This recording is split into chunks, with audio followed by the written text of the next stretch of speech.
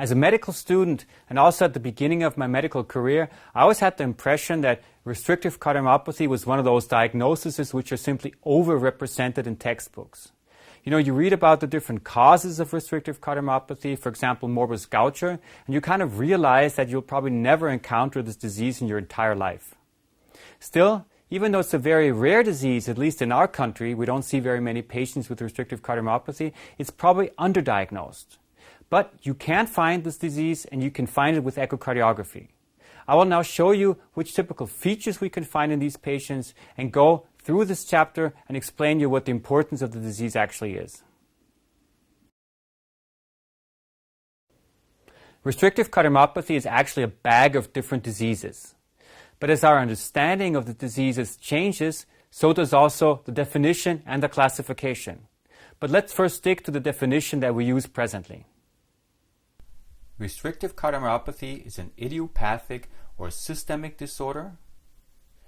The primary problem is diastolic dysfunction, and systolic function is usually normal or only mildly reduced, at least at the beginning of the disease. Both the left and the right ventricle are involved. It is classified as non-infiltrative, infiltrative, caused by storage disease, or endomyocardial. If we look at specific causes, the most common cause probably is amyloidosis, followed by idiopathic, sarcoid heart disease, endomyocardial fibrosis or hypereosinophilic syndromes, and radiation. Further causes include chemotherapy, carcinoid heart disease, and hemochromatosis. Because these different diseases vary with respect to their incidence in different countries and geographical regions, we also have a different prevalence of restrictive cardiomyopathy depending on which country we're talking. For example, in Mozambique, where endomyocardial fibrosis is quite frequent, we have a fairly high prevalence of approximately 20% of the population. In the Western world, the prevalence has been reported to be much less, even though I believe it's probably an underdiagnosed disease, simply because it's sometimes very difficult to diagnose restrictive cardiomyopathy. The prognosis is poor. For example, in amyloidosis, the median survival is only 2 years. Unfortunately, there are not very many therapeutic options. You can try specific therapies if they're available. For example, for amyloidosis, you can use ankylating agents, or for hemochromatosis, iron chelation therapy or venesection. And there's a number of other drugs which have been tested, but basically once you've made the diagnosis, the patients are not very well off. I already mentioned that diastolic dysfunction is the primary problem in restrictive cardiomyopathy, but I personally believe that these patients probably also have systolic dysfunction in the early stages of the disease, and there is evidence for that if we look at myocardial mechanics and specifically at longitudinal contraction, but we'll talk about that later. The ventricle in general is stiff, so we have a filling problem. This is also reflected by elevated filling pressures, and very often we also have involvement of the right heart, so the prominent feature often is right heart failure in these patients. So what we often see in these patients is hepatomegaly, peripheral edema, pericardial effusion, and pleural effusion. It is important to understand that a restrictive filling pattern is not the same thing as restrictive cardiomyopathy.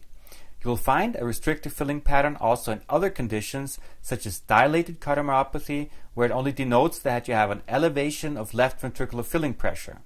And you will also find other forms of diastolic dysfunction in patients with restrictive cardiomyopathy, especially at the beginning of the disease, for example, a relaxation pattern or a pseudonormal pattern.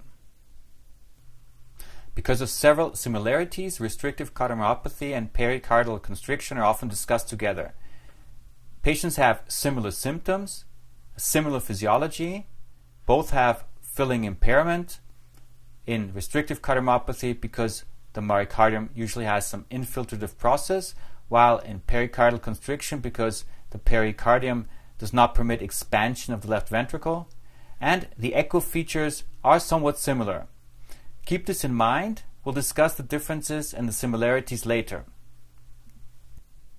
So what are the typical echo features? First of all, left ventricular hypertrophy. Remember, it's an infiltrative process, at least very often, and this causes left ventricular hypertrophy even in the absence of hypertensive heart disease. Volumes and the size of the left ventricle are usually normal. We have normal left ventricular function, at least at the beginning of the disease process, and a very typical finding is biatrial enlargement, simply because the patients have a filling problem and thereby left ventricular filling pressures are elevated, which causes increase in the size of the atria. Both the left and the right atria are often enlarged. Other findings which also denote elevated left atrial filling pressures are expanded left atrial appendages and enlargements of the pulmonic veins. On the right side of the heart, you will find a dilated vena cava inferior, as you can see in this example, which usually is caused by right heart involvement and elevated right atrial filling pressures. And very often you also find tricuspid regurgitation, which also contributes to a dilatation of the vena cava inferior. Because diastolic dysfunction is so important in patients with restrictive cardiomyopathy, just a short review on how we grade the different severities. In patients with restrictive cardiomyopathy at the beginning of the disease process, you might only find mild forms of diastolic dysfunction, such as abnormal relaxation. But as the disease progresses and left ventricular filling pressures rise, we have more severe forms, such as restrictive filling patterns. In patients with restrictive cardiomyopathy, during inspiration, we have a further shortening of the deceleration time, which also denotes an increase in left ventricular filling pressures. If you perform post-wave Doppler of the hepatic veins, you will find flow reversal upon inspiration. Restrictive cardiomyopathy is the classical indication for tissue Doppler of the mitral valve annulus. Because left ventricular filling pressures are elevated, we have small E' waves in patients with restrictive cardiomyopathy.